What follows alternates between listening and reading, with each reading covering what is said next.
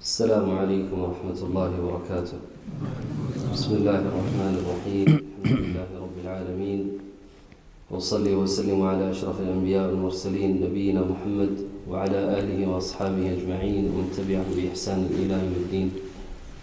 أما بعد, الله سبحانه وتعالى প্রশংসা যে আল্লাহ সুবহানাহু ওয়া তাআলা আমাদের এই মজলিসে বসার তৌফিক দিয়েছেন, বলুন আলহামদুলিল্লাহ। এবং আরও আল্লাহ সুবহানাহু ওয়া তাআলা প্রশংসা করব যে আমাদের প্রোগ্রাম করা বাংলা ভাষা অনেক ডিফিকাল্ট, এই দেশে করা, এভাবে ট্রাভেলিং করা এবং আসা, বাংলা প্রোগ্রাম করা একটু বেশি ডিফিকাল্ট। ইংলিশ স্পিকার্স অনেক আছে, কিন্তু বাংলা ভাষীদের জন্য অনেক ডিফিকাল্ট। সো আলহামদুলিল্লাহ যে আল্লাহ সুবহানাহু ওয়া তাআলা এটা আমাদের জন্য সহজ করে দিয়েছেন। এবং আমি আপনাদের শুকরিয়া আদায় করব কি আপনারা এসেছেন দূর দূর থেকে এবং এই লেকচারে, এই মজলিসে বসার জন্য। আল্লাহ সুবহানাহু ওয়া তাআলা আপনাদের জন্য জাযা খাইর দান করেন এবং নেকি দান করেন। আজকে আমাদের মাঝে আমার আব্বা হাফিজাহুল্লাহ ফযিলাতুশ শেখ মুতিয়ার রহমান মাদানী আমাদের মাঝে আসেন এবং উনি কিছু আলোচনা করবেন। আল্লাহ সুবহানাহু ওয়া তাআলা যেন এই লেকচারে, এই আলোচনা যেন তৌফিক দান করেন এবং বরকত দান করেন এবং আমরা যেন এই কথা শুনি এবং আমল করার তৌফিক দান করেন আল্লাহ সুবহানাহু ওয়া তাআলা। তো ইনশাআল্লাহ উনি স্টার্ট করবেন এবং লেকচার হবে ইনশাআল্লাহ তাআলা। তারপরে কিছু কোয়েশ্চেন আনসার থাকবে, আপনারা জিজ্ঞাসা করতে পারেন লিখিত থাকলে, অথবা আপনারা যদি শেষে কেউ যদি কোয়েশ্চেন থাকে উনি বলতে পারেন ইনশাআল্লাহ তাআলা এবং এটা আনসার হবে। জাযাকুমুল্লাহ খাইর। লিতাফাদ্দাল শেখ।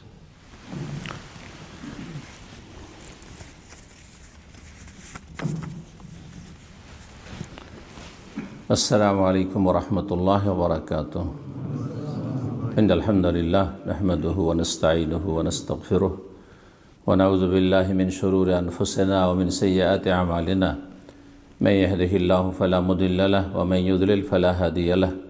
وأشهد أن لا إله إلا الله وحده لا شريك له وأشهد أن محمدا عبده ورسوله صلى الله تعالى عليه وعلى آله وصحبه وسلم تسليما كثيرا. يا أيها الذين آمنوا اتقوا الله حق تقاته ولا تموتن إلا وأنتم مسلمون. يا أيها الناس اتقوا ربكم الذي خلقكم من نفس واحدة وخلق منها زوجها وبث منهما رجالا كثيرا ونساء واتقوا الله الذي تساءلون به والأرحام إن الله كان عليكم رقيبا. يا أيها الذين آمنوا اتقوا الله وقولوا قولا سديدا يصلح لكم أعمالكم ويغفر لكم ذنوبكم ومن يطع الله ورسوله فقد فاز فوزا عظيما. أما بعد فإن خير الحديث كتاب الله وخير الهدي هدي محمد صلى الله عليه وسلم وشر الأمور محدثاتها وكل محدثة بدعة وكل بدعة ضلالة وكل ضلالة في النار. أعوذ بالله من الشيطان الرجيم. يا أيها الذين آمنوا اتقوا الله وكونوا مع الصادقين. সম্মানিত দিনী ভাতৃমণ্ডলী, মসজিদের তৌহিদ হাইডের বিভিন্ন স্তরের দায়িত্বশীল মুসল্লিগণ এবং বাইরে থেকে আগত সম্মানিত মেহমানগণ, আল্লাহ রাব্বুল আলামিনের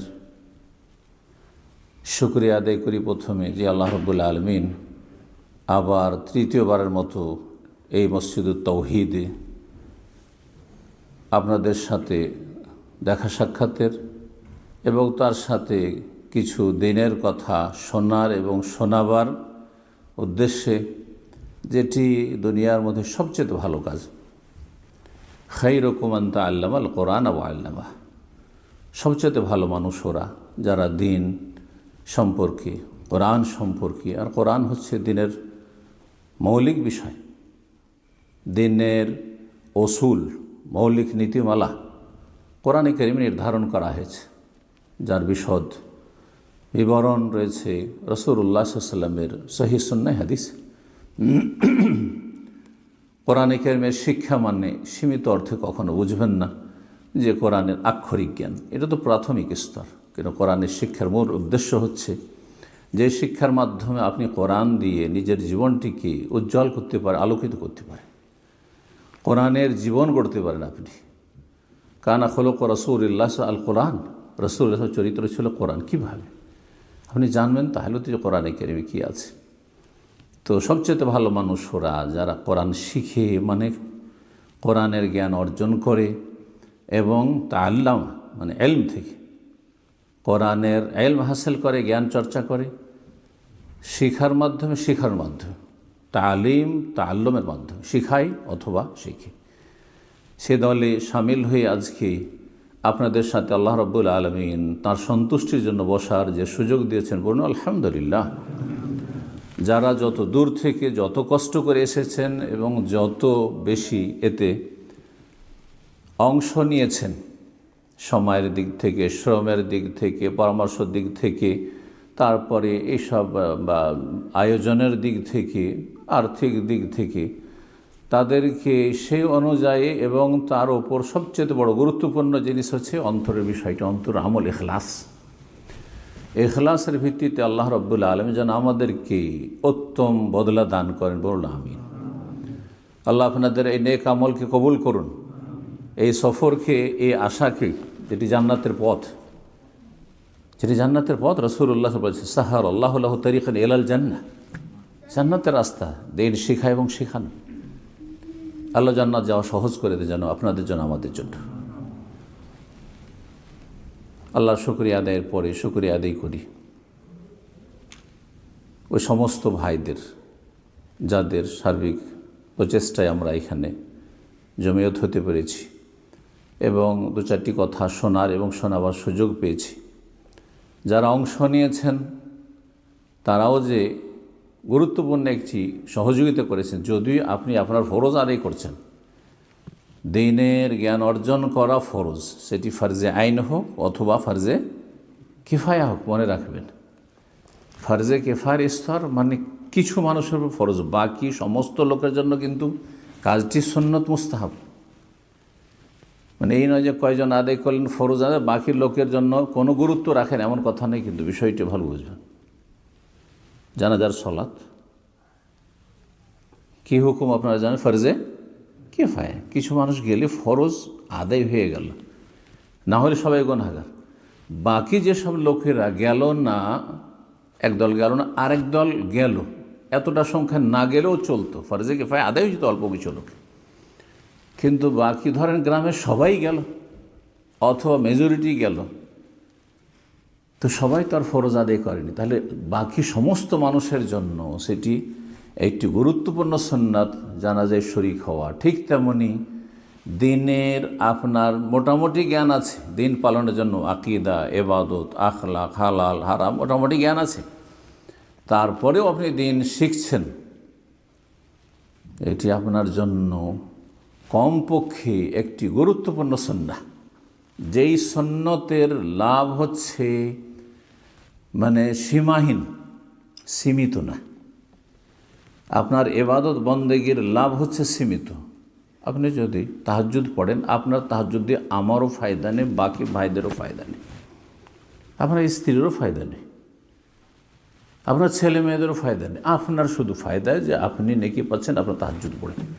কিন্তু আপনি যদি ইলম শিখেন, সেটা ফার্জে কিফায়ার স্তরে হয়, সুন্নতের স্তরে হয়, নফলের স্তরে হয়, তবুও তার নাফা হচ্ছে মুতাআদ্দি, মানে অন্যরা আনলিমিটেড, সীমাহীনভাবে যতটা বেশি তাদের কাছে পৌঁছাতে পারবেন কথাগুলি, তত বেশি আপনিও লাভবান, একটা ভাগ নেকি পাবেন, আর তার সাথে ওরাও লাভবান যারা আপনার এলেম থেকে আও ইলমে ইউনতাফা বিহি, সেই এলেম দিয়ে মানুষ লাভবান হচ্ছে, উপকৃত হচ্ছে। এটা মানুষের ইন্তেকালের পরেও কিন্তু থেকে যাবে, দুনিয়া থেকে চলে যাবেন, কিন্তু আপনার জ্ঞান দিয়ে, যে দিনের জ্ঞান, সেটা দিয়ে বেশ কিছু লোকের আপনার আমার ইন্তেকালের পরে তারা লাভবান হচ্ছে। দুনিয়া থেকে চলে যাওয়ার পরে সেই হাদিসটি সহিহ মুসলিমের 3টি আমলের একটি হচ্ছে আও ইলমিন ইউনতাফা বিহি। সেটা সীমিত আকারে হইতে পারে, নয় যে যা আলেম, ঠিক আছে, যিনি আলেম, যিনি দায়ী, যিনি খুব বেশি পরিমাণে কাজ করে, যে যত বেশি করেছে তত বেশি সে লাভবান হয়েছে ইন্তেকালের পরে বা হচ্ছে। কিন্তু আপনি সীমিত আকারে আপনার এলম দিয়ে আপনি 2-4-10 জনকে ও আনফুস ওয়াহলিকুম শুধু করেছেন, আপনি আপনাকে আপনার ছেলে মেয়েদেরকে যে জাহান্নাম থেকে রক্ষা করেছেন, আপনার ইন্তেকালের পরে এর একটা বেনিফিট আপনার কাছে যেতে থাকবে, লাভ যেতে থাকবে। এই জ্ঞান চর্চার জন্য আল্লাহ রাব্বুল আলামিন যে এই ব্যবস্থাগুলি করেছেন, এই জন্য সকল স্তরের ভাইদের জন্য, এই মসজিদের সাথে যারা সম্পৃক্ত তাদের শুকরিয়া আদায় করি, এবং যেসব ভাইরা এসেছেন এখানে, বোনেরা এসেছেন, সকলে শুকরিয়া আদায় করি। জাযাকুমুল্লাহু খাইরান, আল্লাহ আপনাদের ভালো করুন। নবী করিম সাল্লাল্লাহু আলাইহি সাল্লামের এটি দোয়া, যথেষ্ট দোয়া, যে দোয়াটি হালকা মনে করবেন না। মানসুন এলিহি মারুফুন, কেউ যদি কোনো ভালো কাজ করে যাতে আপনার উপকার হইল, আপনার দিনের উপকার হইল, ফাকাল আলে ফাইলিহি জাযাকাল্লাহু খাইর, যে উপকার করলো, কাজে আসলো আপনার, তাকে যদি উদ্দেশ্য করে একটা নেক দোয়া দেন, আল্লাহ আপনার ভালো করুন, আল্লাহ আপনাকে ভালো প্রতিদান দিক, ফাকাদ আবলাগা ফিসানা, যথেষ্ট আপনি করলেন। এই দোয়া তো সবই পেয়ে গেল। খায়রান না খেরা, যে কোনো ভালো, দুনিয়ার ভালো, পারিবারিক ভালো, মানসিক শারীরিক সব দিক থেকে ভালো, আল্লাহ যেন আপনাদের জাযায়ে খায়র দান করে। আমরা বলছি জাযাকুমুল্লাহু খায়রান। আলোচনার বিষয়বস্তু নিশ্চয় শুনেছেন, গুরুত্বপূর্ণ বিষয়বস্তু, তবে যত সংক্ষেপে হয় আমি এ সম্পর্কে মৌলিক কথাগুলি বলার চেষ্টা করব। আল্লাহ যেন তৌফিক দান করেন। আমার আলোচনার নিয়ম নীতিমালা মোতাবেক কোরআন কারিমে যদি আয়াত পাই তাহলে সেটা দিয়ে শুরু করি, তাই শুরু করি। সূরা বারাত, সূরা তওবা, আয়াত নম্বর 119 আল্লাহ রাব্বুল ইরশাদ করেছেন, ইয়া আইয়ুহাল্লাযীনা আমানুত্তাকুল্লাহ ওয়া কুনু মা'আস সাদিকিন, হে ঈমানদারগণ, হে মুমিন মুসলিম, ইত্তাকুল্লাহ, তোমরা আল্লাহকে ভয় করো। তাকওয়া, আল্লাহ ভীরুতা, আল্লাহর ভয়ে ভালো কথা কাজ এবং আল্লাহর ভয়ে ভালো কথা কাজে লেগে থাকা, আর আল্লাহর ভয়ে মন্দ কথা কাজ থেকে বেঁচে থাকা, সংক্ষেপে তাকওয়া। ভালো কাজ করছেন আপনি, যেখানে থাকুন না কেন, ভালো কথা বলছেন, দুনিয়ার কোনো স্বার্থ নাই, আল্লাহর ভয়। মন্দ কথা কাজ থেকে বেঁচে থাকছেন, নির্জনেও বেঁচে থাকছেন, কেউ জানবে না আল্লাহ ছাড়া, সেখানে আপনি পাপ থেকে, পাপের কথাতে, পাপের কাছে বেঁচে থাকছেন। এই গুণ, এই বৈশিষ্ট্য যদি আপনার মধ্যে থাকে তাহলে আপনার মধ্যে তাকওয়া আল্লাহ আছে। তাকওয়া মানে বেঁচে থাকে। ইত্তাকুল্লাহ, বহু আয়াতে তাকওয়া আল্লাহর কথা রয়েছে বিভিন্ন ভাষায়। এখানেও আল্লাহ শুরু করেছে ইত্তাকুল্লাহ, কারণ এটি হচ্ছে মূল বিষয় মানুষের জীবনের সংশোধনের জন্য, ইসলাহের জন্য, বাঁকাকে সোজা করার জন্য। আপনার মধ্যে যতই বক্রতা থাক, যদি আল্লাহর ভয় চলে আসে, নিজে থেকে সোজা হয়ে যাবেন, নিজে থেকে সোজা হয়ে যাবেন, কাউকে বলার পর প্রয়োজন হবে। কেউ আপনাকে সজাগ করবে, আপনি সজাগ হয়ে যাবেন, আপনি অন্যকে সজাগ করবেন। ইত্তাকুল্লাহ, আল্লাহকে ভয় করুন। ওয়া কুনু মা'আস সাদিকিন, আজকের বিষয়বস্তু এখান থেকে শুরু হবে। আর তোমরা হয়ে যাও, তোমরা থাকো সত্যবাদীদের সাথে, হয়ে যাও সত্যবাদীর সাথে, অথবা থাকো সবসময় সত্যবাদীদের সাথে। তাহলে আল্লাহ রাব্বুল আলামিনের আসমানি সিলেবাস হচ্ছে যে আমরা যাতে করে যারা সত্যবাদী তাদের সাথে থাকি। এই কথাটিকে আমরা যেমন বোঝার শক্তি তেমনভাবে বুঝি। অধিকাংশ মানুষের বোধ শক্তি সীমিত, যার ফলে মনে করি সত্যবাদী মানে যারা সত্য কথা বলে, হ্যাঁ, সৎ আচরণ করে, সততা অবলম্বন করে, তাদের সাথে আপনি থাকেন, মানে তাদের সাথে উঠা বসা করেন, তাদের সাথে আত্মীয়তা করেন, তাদের সাথে আপনার রিলেশন থাকবে, তাদের সাথে আমরা যোগাযোগ থাকবে। কোনো মাস সাদেক না, এটা একেবারে সীমিত একটা দিক হইল। কোনো মাস সাদেকিন, সত্যবাদীদের সাথে থাকো। সত্যবাদী কারা তাহলে আপনার বুঝতে হবে। তারপরে এই সত্যতা শুধু মানুষের সাথে না, আগে মানুষের রবের সাথে। আপনার সততা, আপনার সাদাকত আগে মানুষের সাথে না রব্বুন নাসের সাথে, মানুষের মালিকের সাথে, আল্লাহর সাথে। আপনার সততা আগে আমার সাথে, আপনার সাথে, আপনার স্ত্রী, আপনার ছেলে মেয়ে, আপনার ভাই বোন, আত্মীয় স্বজন, আপনার প্রতিবেশী, হ্যাঁ, আপনার আশেপাশে যারা বসবাস করে তাদের সাথে, নাকি রাসূলুল্লাহর সাথে? চিন্তা করুন, আপনি বিষয়টা নিয়ে চিন্তা করুন। যে সত্যবাদীদের সাথে থাকো, উত্তর কি হবে? আগে আমার সাথে সততা হবে না আগে রাসূলুল্লাহর সাথে? চিন্তা করুন, রাসূলুল্লাহর সাথে, আগে আল্লাহর সাথে। সর্বপ্রথম সততা হবে কার সাথে? আল্লাহর সাথে। সর্বপ্রথম সততা হবে, তারপরে রাসূলুল্লাহর সাথে, তারপরে সবচেয়ে শ্রেষ্ঠ উম্মতের শ্রেষ্ঠ সঙ্গী যারা, তাদের উপর কারো মর্যাদা আল্লাহ দেননি। তারা হচ্ছেন সাহাবায়ে কেরাম রিজওয়ানুল্লাহি তাআলা আজমাইন। কোন মা সাদিকিন, যদি সত্যবাদী উম্মতকে সত্যবাদীতে ভাগ করা হয় বা লাইন লাগানো হয়, সত্যবাদীদের যারা সততা অবলম্বন করেছে তাদেরকে আপনি লাইন লাগাতে, সিরিয়াল লাগাতে শুরু করলেন, তাহলে আগে কি আমাদের সিরিয়াল আসবে?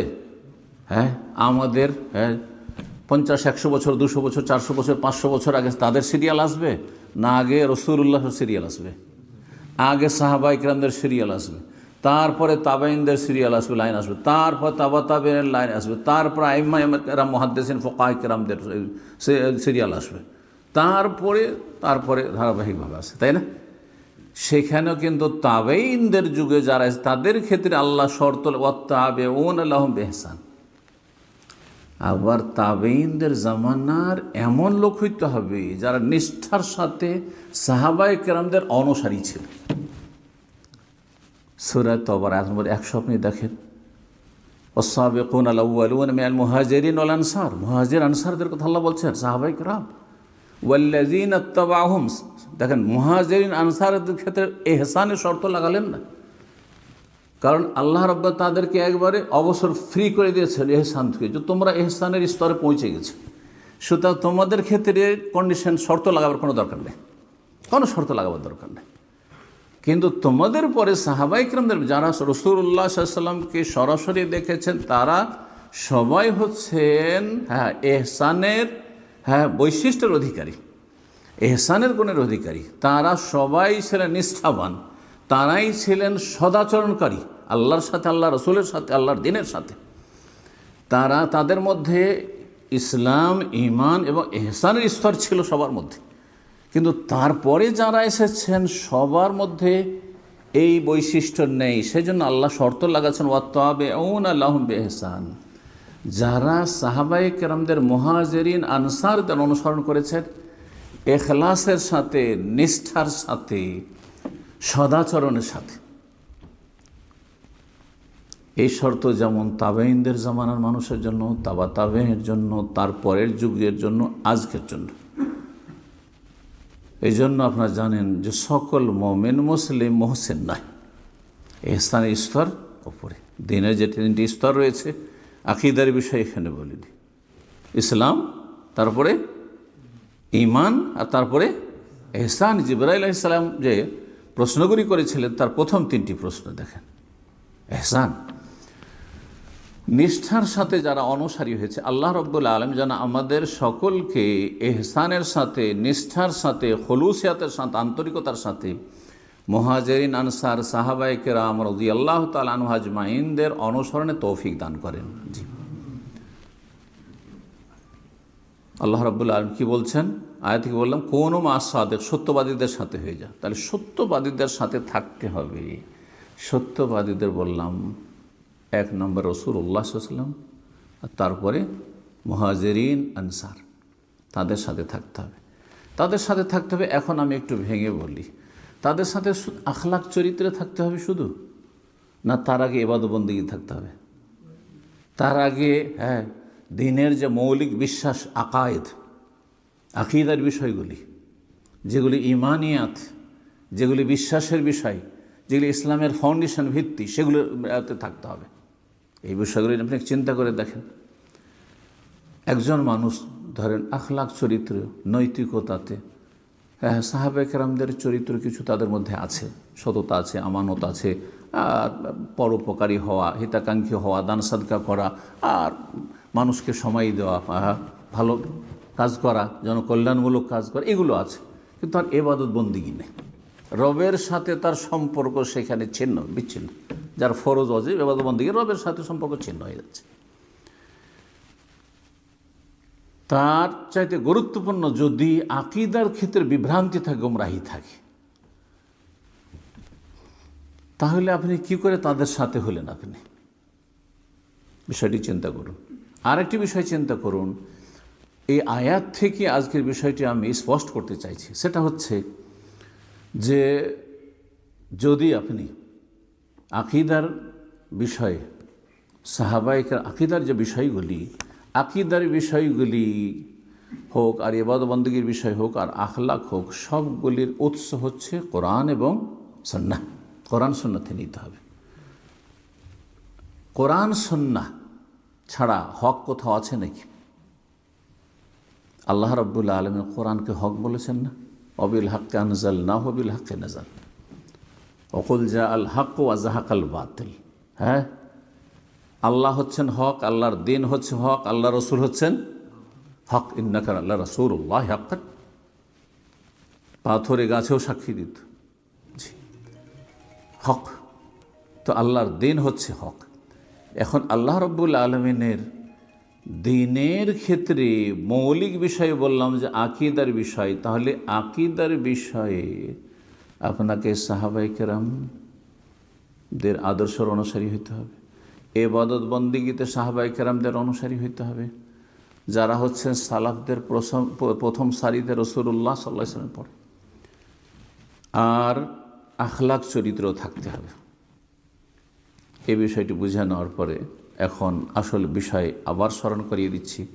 সেটি হচ্ছে মানহাজুস সালাফ, সালাফদের মানহাজ বা আদর্শ বা পদ্ধতি ভুল সংশোধনের ক্ষেত্রে।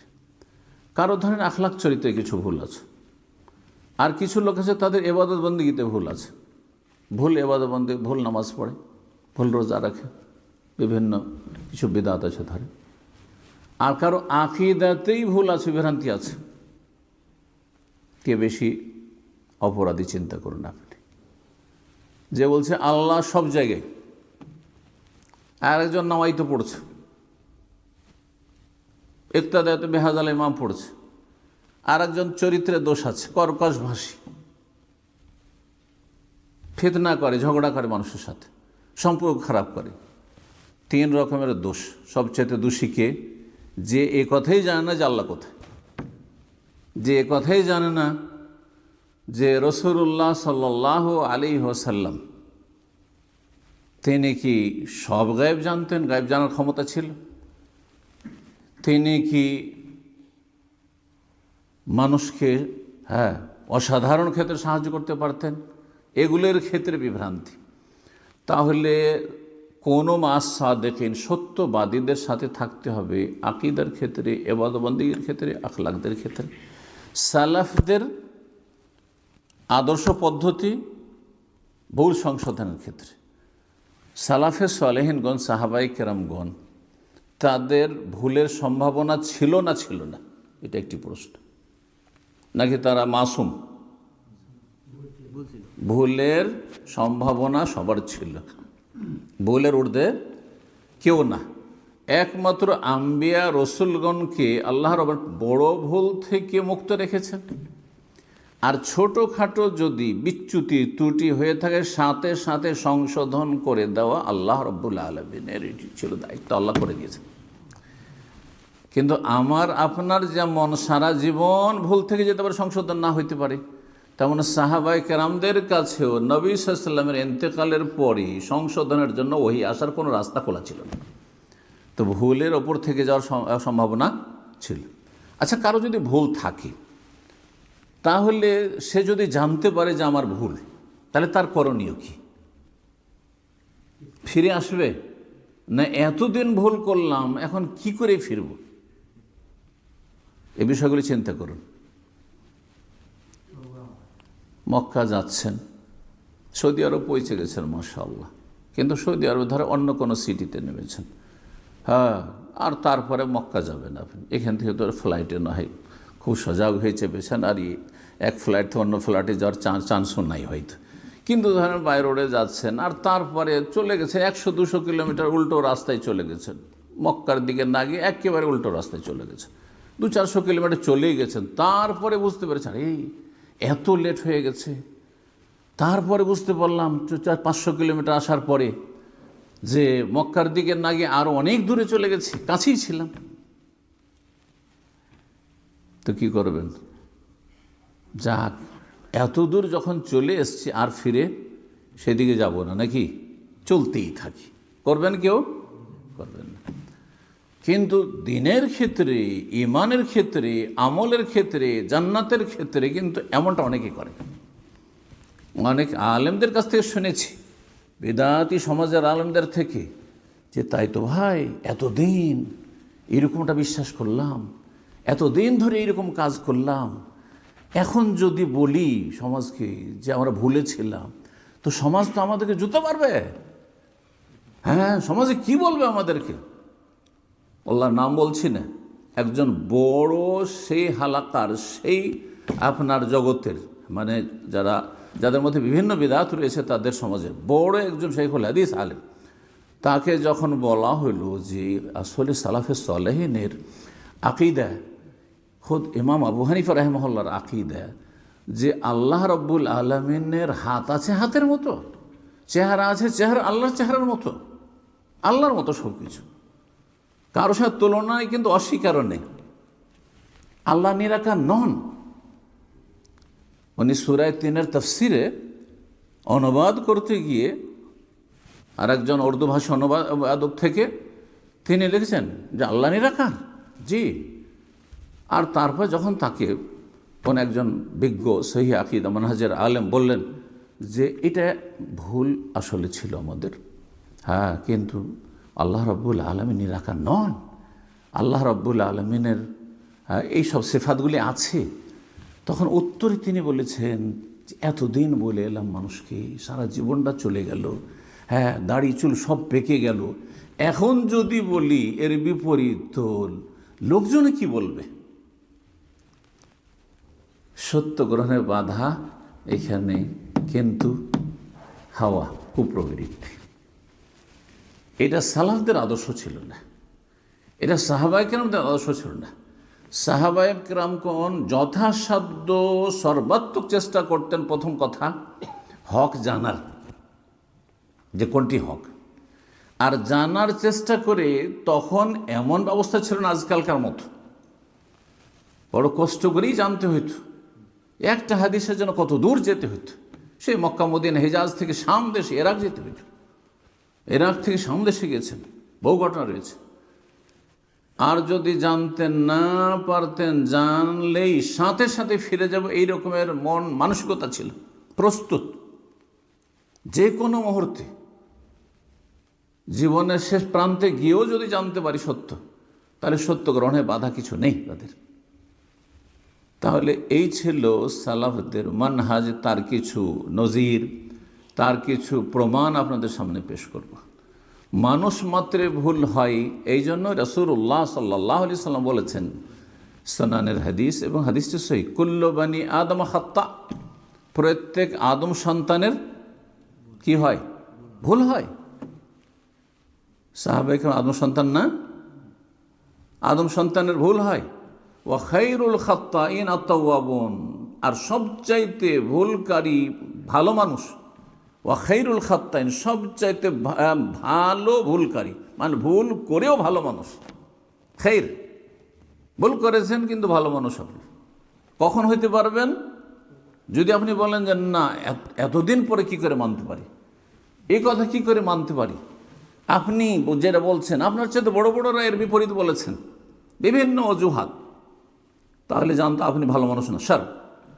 আর যদি আপনি ভুল থেকে সংশোধন করে ফিরে আসেন, তাওয়াবুন মানে শুধু গুনাহ থেকে তওবা করা নয়। আর এই হাদিসের অর্থ করতে গিয়ে আমরা সীমিত অর্থ করি, তওবা মানে শুধু গুনাহ থেকে। আর আপনি একটা ভুল সিদ্ধান্ত আছেন, এখানে আরেকটি কথা না বললে স্পষ্ট হয় না, সেটা হচ্ছে দ্বীনের ক্ষেত্রে একটি হচ্ছে ইলমের ফরজ, আরেকটি হচ্ছে আমলের ফরজ। ইলমের ফরজ, আরেকটি হচ্ছে আমলের ফরজ। আগে আমল না আগে এলেম? এলেমে যদি ভুল থাকে তো আমল সহি হবে? তাহলে বোঝা যাচ্ছে যে আমল কী সব নির্ভর করছে? এলেমের ওপর। এলেম যদি সহি হয় তাহলে আমল সহি।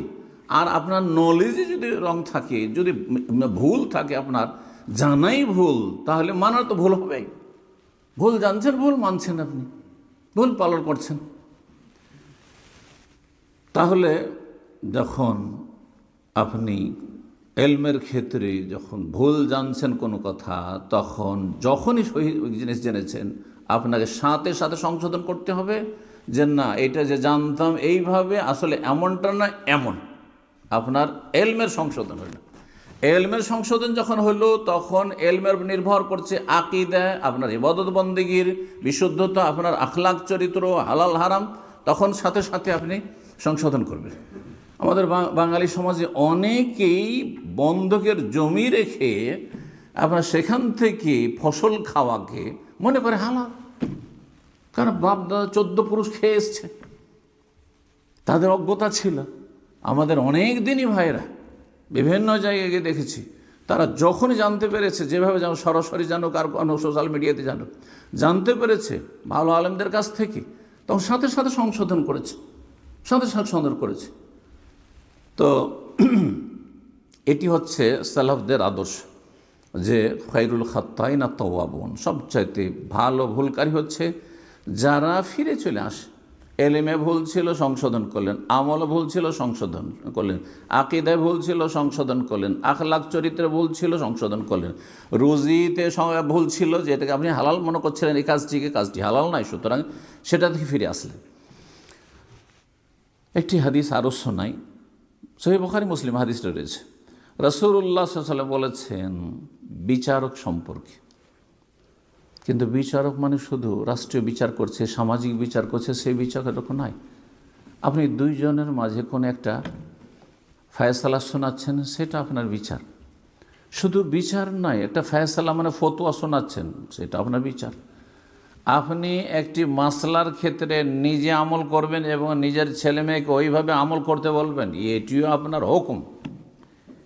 হাদিসে শব্দটি রয়েছে ইজা হাকামাল হাকিম বা এজাজ তাহাদাল হাকিম, যখন কোনো ফয়সালাকারী, হাকিম হুকুম লাগানেওয়ালা, বিচারক বলেন তার অর্থ, অথবা ফয়সালাকারী বলেন আপনি, কোনো সিদ্ধান্তদাতা, যখন কোনো হুকুম জারি করলো, মেহনত করলো, চেষ্টা করলো, ফাসাওয়া, আর তারপরে সঠিক কথা বলতে পারলো, ফতোয়া দিলেন সঠিক, আমল করলেন সঠিক, ছেলে মেয়েকে তালিম দিলেন সঠিক, ফালাহু আজরান, তাহলে কি পাবেন? 2 নেকি, দ্বিগুণ নেকি, ডবল নেকি পাবেন। একটি হচ্ছে সহি আমলের, আরেকটি হচ্ছে আপনার আজরুল ইজতিহাদ, মেহনত করলেন, চেষ্টা যে করেছেন আপনি, চেষ্টায় ত্রুটি ছিল না আপনার। ওয়াইদা হাকামা, আর যদি এমন বিচার ফায়সালা করে, এমন ফতোয়া দেয়, এমন মাসলা বলে, এমনভাবে আমল করে, ফাজতাহাদা, চেষ্টা করলো, সুম্মা আখতা, কিন্তু ভুল আমল করলো, চেষ্টা করে ভুল আমল করলেন। যেমন অনেকেই রুকু থেকে উঠে হাত বুকে বাঁধছেন, আবার অনেকে হাত বুকে বাঁধছেন না, তাই না? আপনি এমন একটা স্তরে পৌঁছেছেন, কোরআন হাদিস স্টাডি করার মতো মোটামুটি তুলনামূলক আপনার স্টাডি করার মতো ক্ষমতা আছে, করলেন। অথবা আপনি সাধারণ মানুষ যারা এইভাবে আমল করছে তাদেরটার উপর আপনার বেশি আস্থা হয়েছে, যে বুকে হাত বাঁধাটা বেশি ভালো মনে হয়। অথবা এর বিপরীতটা হয়েছে, না, হাতটা ছেড়ে দেওয়াটা, এটা হাত বাঁধার বিষয়টি রুকুর আগে, রুকুর পরে নয়। দুটোই তো ঠিক নয়, একটি ঠিক আরেকটি হয়তো ভুল। অবশ্যই দুটো কখনো ঠিক হয় না, যে কোনো মাসলা মাসাইল হোক। এটি হচ্ছে সঠিক কথা যে আল হাক্কু লা ইয়াতাআদ্দাদু, সত্য একাধিক হয় না।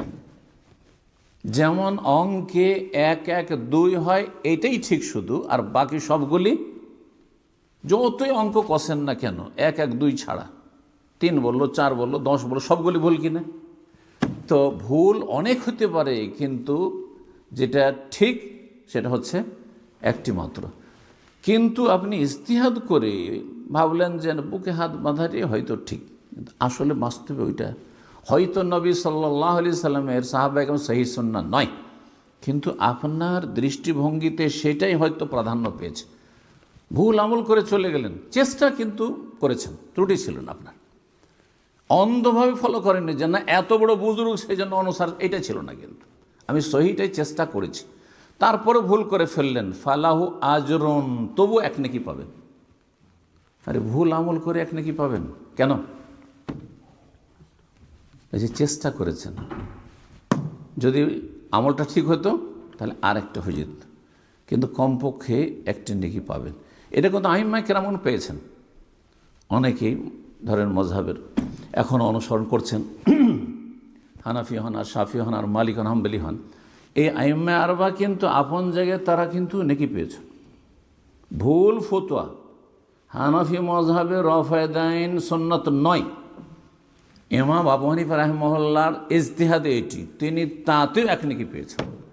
কিন্তু আপনার জন্য স্পষ্ট হয়ে গেল যখন সহিহ বুখারীর হাদিস, অন্য অন্য হাদিস, সহিহ হাদিস, যে সারা জীবন রাসূলুল্লাহ সাল্লাল্লাহু আলাইহি ওয়াসাল্লাম রফায়দান করেছেন, হ্যাঁ বহু সাহাবায়ে কেরাম বর্ণনা করেছেন, আপনার জন্য সত্য স্পষ্ট হওয়ার পরে আপনার জন্য উচিত নয় যে আপনি অন্ধ অনুসরণ করবেন।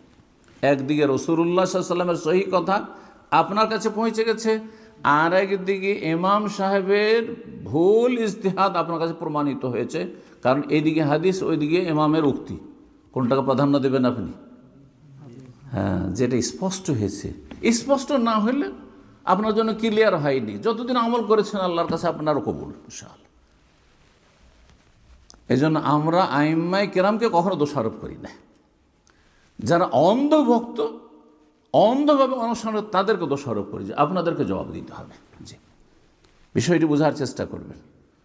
আইম্মায়ে কেরামদের সামনে কেউ বিয়াদবি করবে না যদি সত্যিকারের ও সালাফি আলেম হয়, কিন্তু আইম্মায়ে কেরামদের দোহাই দিয়ে আপনি ভুল পথে থেকে যাবেন অন্ধভাবে, এটাকে সমর্থন করা আরও বড় ভুল, আরও বড় অপরাধ। আল্লাহ বুঝার তৌফিক দান করুন। এই হাদিস দ্বারা প্রমাণিত হয় যে মানুষ ভুলের ঊর্ধ্বে নয়, তাই না? কারণ যে বিচার ফয়সালা করবে, ফতোয়া দিবে, তাকে 2 ভাগে ভাগ করার। একজন ঠিক করেছে, যদি ঠিক করে থাকে তাহলে দ্বিগুণ নেকি, না আর যদি ঠিক হয় ওর তার উত্তর বা তার কথা, তাহলে সে চেষ্টা করেছে, চেষ্টা করার যোগ্যতাও ছিল ইজতিহাদের, সুতরাং সেই ব্যক্তি এক নেকি পেয়েছে। তার মানে ভুল মানুষের হতেই পারে। দ্বিতীয় বিষয়টি, যে ভুল যদি স্পষ্ট হয়ে যায় তাহলে আল্লাহর দিকে ফিরে আসবে, সত্যকে গ্রহণ করবে, সত্যকে গ্রহণে যেন অন্য কোনো বাধা সামনে না দাঁড়ায়। সালাফে সালেহিনদের আদর্শ এটি ছিল, সালাফে সালেহিনের পদ্ধতি এটি ছিল যে তারা সর্বাত্মক চেষ্টা করতেন সত্যকে জানার। রাসূলুল্লাহ সাল্লাল্লাহু আলাইহি ওয়াসাল্লাম যতদিন ছিলেন সরাসরি জানার চেষ্টা করতেন, সেখানে গিয়ে চূড়ান্ত ফয়সালা হয়ে গেল। আর রাসূলুল্লাহ সাল্লাল্লাহু আলাইহি ওয়াসাল্লাম ইন্তেকালের পরে সাহাবায়ে কেরামগণ তারা সিনিয়রদের থেকে যে বেশি যোগ্য বা যার কাছে জানতে পারতেন, যে যদিও সে জুনিয়র, অনেক সময় জুনিয়র, কিন্তু তার কাছে এই সম্পর্কে জ্ঞান আছে, হ্যাঁ, তার কাছ থেকে গিয়ে নিশ্চিত হতেন, কনফার্ম হতেন, আর তারপর আমল করতেন, তারপরে সংশোধন হয়ে যেতেন। এইরকম বেশ নজির রয়েছে। আমি 2-1টি আপনাদের সামনে এখন বর্ণনা করি। সত্যিকারের যদি সাহাবায়ে কেরামদের অনুসারী হই আমরা, আর সাহাবায়ে কেরামদের অনুসারী হওয়া ছাড়া মুক্তিও নেই, কিন্তু এটিও শুনে রাখেন। ফাইন আমানু বিমিসলি মা আমানতুম বিহি ফাকাদ ইহতাদাও, আল্লাহ বলছেন সূরা বাকারা 137 নম্বর আয়াত। আল্লাহ বলছেন যে তারা যদি, মানে পরের লোকেরা, আমরা সাহাবায়ে কেরামদের যুগের পরের লোকেরা, যখন এই আয়াত নাজেল হয়েছে তারপরে যারা ইসলাম কবুল করেছে, তারা ফাইন আমানু, তারা যদি ঈমান নিয়ে আসে, যেমন তোমরা ঈমান নিয়ে এসছো হে মুসলিমরা, যখন নাজেল হচ্ছে মুসলিমদেরকে সম্বোধন করে আল্লাহ বলছে, সুবহানাল্লাহ। তোমরা যেমন ঈমান নিয়ে এসছো সেই রকম যদি তাদের ঈমান হয়, এলমের ক্ষেত্রে আকিদার ক্ষেত্রে, ইবাদত বন্দেগীর ক্ষেত্রে তাদের ঈমান যদি ওই রকম ধরনের হয়, মানে ওই তরিকার হয়, কোয়ালিটিতে সমান সমান এটা কথা নাই, কিন্তু ওই তরিকার ওই পথের পথিক হইতে হবে। ফাকাদ ইহতাদাও, তাহলেই তারা কিন্তু হেদায়েত প্রাপ্ত, মানে জান্নাতের রাস্তা পেয়ে গেছে, হেদায়েত প্রাপ্ত। ওয়াইন তাওয়াল্লাও, আর যদি উল্টো দিকে ফিরে যায় তাহলে আপোষে বিরোধ তারা সৃষ্টি করেছে। ফাসায়াকফিকাহুমুল্লাহ, আল্লাহ তাদের অনিষ্টের জন্য যথেষ্ট, আল্লাহ তাদের শাস্তি দেওয়ার জন্য, পাকড়াওয়ার জন্য যথেষ্ট। এর চাইতে বড় ধমক আর কি হইতে পারে? তো আব্দুল্লাহ বিন আব্বাস রাদিয়াল্লাহু তাআলা আনহু বর্ণনা করছেন এই মর্মে যে একদিন ওয়াইনা বিন হিসন আল ফাজারি একজন বেদুইন সাহাবী ছিলেন। আর বেদুইনরা সভ্যতা সংস্কৃতিতে একটু দূরে থাকে, আদব তাহজিব অতটা বুঝতো না, শিক্ষাও ছিল না, আর শহরেও বসবাস করতেন না।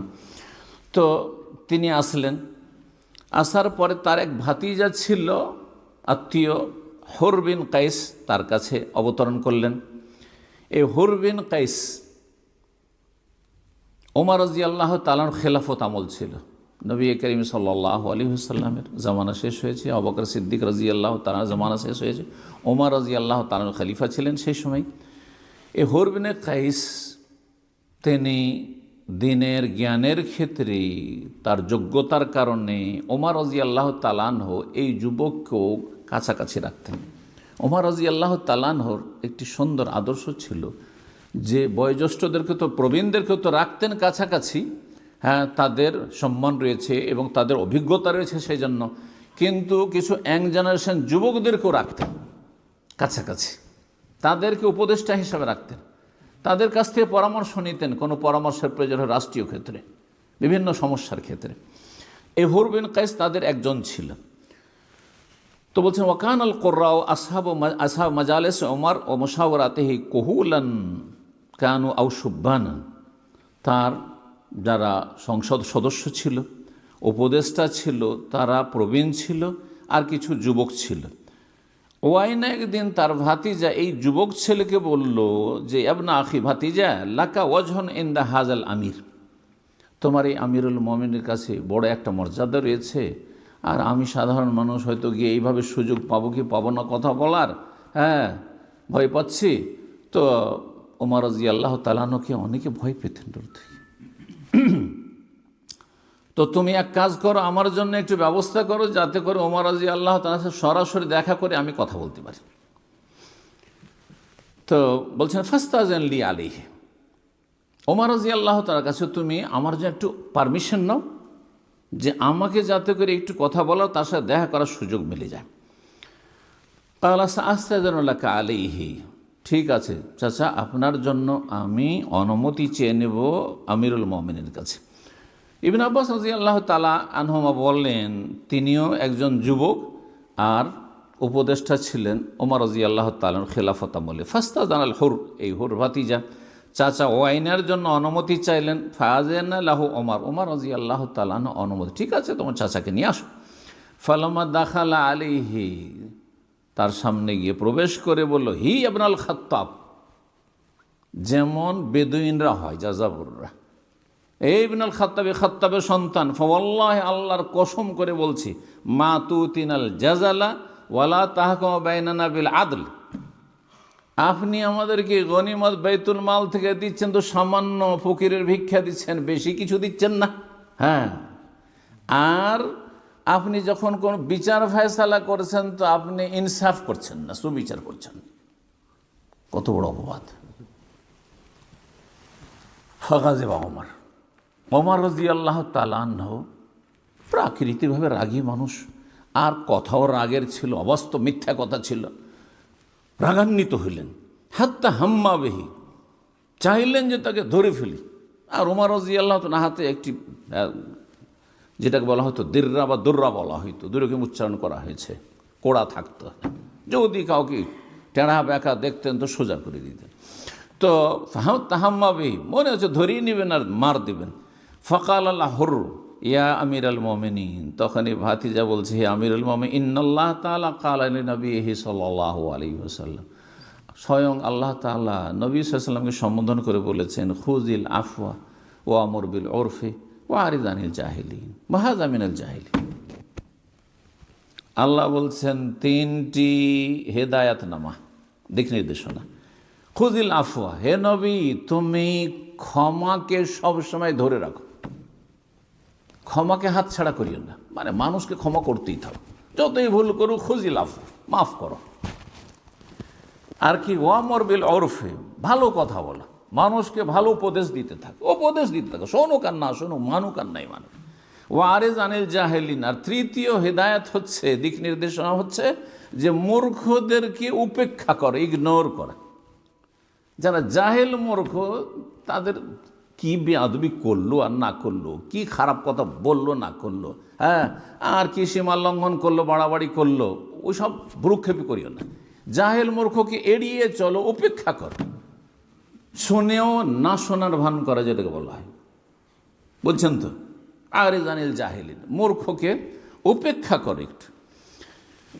এই কথা শোনার পরে আল্লাহ রসুলকে এই কথা বলেছেন সাল্লাল্লাহু আলাইহি ওয়াসাল্লাম, আপনি তো রসুলের খলিফা আমিরুল মুমিনিন, হ্যাঁ, সুতরাং এই চাচা বেয়াদবি করেছে, একটু ক্ষমার দৃষ্টিতে দেখুন, হ্যাঁ, আর ভালো একটা উপদেশ দেন ওকে, হ্যাঁ, যাতে ভালো মানুষ হয়ে যায়, আদব কায়দা শিখে নেয়, আর এর মূর্খামিকে একটু উপেক্ষা করুন, ইগনোর করুন আপনি।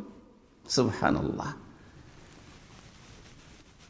একেবারে মনে হচ্ছে আল্লাহর পক্ষ থেকে আয়াত, এমনভাবে তাকে স্মরণ করিয়ে দেওয়া হয়েছে, আল্লাহ হাজমিন ওয়াইন্না হাজমিন আল জাহিলিন, আমার চাচা মূর্খ মানুষ, আপনি মূর্খকে একটু উপেক্ষা করবেন না, এড়িয়ে চলবেন না, আপনি একে ইগনোর করবেন না, ছাড়ে নাকি। ওয়াল্লাহি, আল্লাহর কসম করে হুর বলছেন, মা আব্দুল্লাহ বিন আব্বাস রাদিয়াল্লাহু তাআলা বলছেন, মা জাওয়াজাহা উমর হিনা তালাহ আলাইহি, যেমনই আয়াত তেলাওয়াত করা, একটি কথাও আর বললেন না ওমর রাদিয়াল্লাহু তাআলা আনহু, আর কোনো রকমের রাগ প্রদর্শন করলেন না, ঠান্ডা হয়ে গেলেন, সাথে সাথে ঠান্ডা হয়ে গেলেন। এই হচ্ছে সালাফদের আদর্শ, সালাফদের পদ্ধতি, নিজের জীবনের সংশোধনের ক্ষেত্রে আর অন্যদের সংশোধনের ক্ষেত্রে। ওয়াকান ওয়াক্কাফান ইনদা কিতাবিল্লাহ, আল্লাহর কিতাব যেখানে থামিয়ে দিত, স্টপ, সাথে সাথে থেমে যেত। ওমর রাদিয়াল্লাহু তাআলা, যতই রাগী মানুষ হন না কেন, কারণ রাগী মানুষ অনেক সময় কন্ট্রোলের বাইরে চলে যায়, নিজেকে সামলাতে পারে না, অনেক সময় চেষ্টা করে যে আমি ঠান্ডা হয়ে যাবো, কিন্তু ঠান্ডা হতে পারে না। কিন্তু যখন আল্লাহর কথা বলা হইতো, ওয়াক্কাফান ইনদা কিতাবিল্লাহ, আল্লাহর কিতাবের কথা বললে সাথে সাথে একেবারে বরফের মতো ঠান্ডা হয়ে যেতেন, কোথায় রাগ সব চলে যেত। সহিহ বুখারী 6742 নম্বর হাদিস। আপনাদেরকে আরেকটি ঘটনা শোনাই। খাব্বাব ইবনুল আরাত রাদিয়াল্লাহু তাআলা আনহু ইসলামের ইতিহাসে মক্কি জীবনে প্রথম সারিতে ইসলাম গ্রহণ করেছেন। এমন সময় তিনি ইসলাম গ্রহণ করেছেন, গরিব মানুষ ছিলেন, একজন আপনার কামার ছিলেন, তো বড়ই কষ্ট দিয়েছে জালেম কাফের নেতারা মক্কার, তাকে বড়ই জুলম অত্যাচারের শিকার হয়েছেন খাব্বাব রাদিয়াল্লাহু তাআলা আনহু। যেমন জুলমের শিকার হয়েছেন বেলাল রাদিয়াল্লাহু তাআলা আনহু, যেমন জুলমের শিকার হয়েছেন ইয়াসের, আম্মার, সুমাইয়া রাদিয়াল্লাহু তাআলা আনহু আজমাইন। তো এই খাব্বাব রাদিয়াল্লাহু তাআলা আনহুর সম্পর্কে একটি হাদিস রয়েছে। একদিন ইবনে মাসউদ রাদিয়াল্লাহু তাআলা আনহু দেখছেন যে খাব্বাব রাদিয়াল্লাহু তাআলা আনহু গোল্ডের আংটি পরে আছে, স্বর্ণের আংটি পরে আছে। আজকাল স্বর্ণের আংটি যদি কারো হাতে থাকে, সাধারণ মানুষ, একেবারে সাধারণ, হয়তো আপনি সেটাকে খুব একটা বড় অপরাধ মনে করবেন না, কিন্তু যাদের মাশাআল্লাহ মুখে দাঁড়িয়ে আছে, হ্যাঁ, আলেম নাই হোক, আমাদের কথা বাদ দেন, তালেব ইলম বা আলেম যারা বা মসজিদের ইমাম, সাধারণ মানুষ দাঁড়িয়ে আছে, হয়তো আরে দাঁড়িয়ে রাখে, 5 ওয়াক্ত নামাজ পড়ে, আর হ্যাঁ স্বর্ণের আংটি পড়ে, তাই না? যেন কত বড় অপরাধী আপনার কাছে হয়ে গেছে, তাই না? ভুল হতে পারে মানুষের, ভুলের সংশোধন আপনাকে উত্তম পন্থায় করতে হবে।